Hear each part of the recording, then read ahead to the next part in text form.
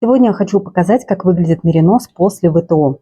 ВТО – это влажно-тепловая обработка, которую проходят все вязаные изделия. Это может быть отпаривание утюгом, может быть бережная стирка, но это обязательная процедура. После нее выравниваются петельки, раскрывается узор, а самое главное – свойства пряжи. Она становится мягкой, нежной, пушистой. Ну, что от нее требуется, что с ней происходит. У меня меринос 1500 на 100 грамм. Я вязала из него свитер, у меня осталось немножечко. Вот даже после косынки у меня осталось немножечко еще, но с этим уже ничего не поделать.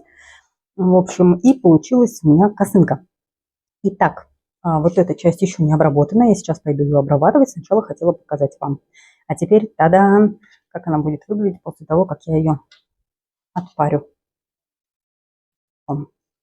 Видите, да, какое чудо. Потом я ее еще и простерну, и она станет еще более ровной, наверняка раскроется. И вот то, что происходит сейчас. Как говорится, без лишних слов.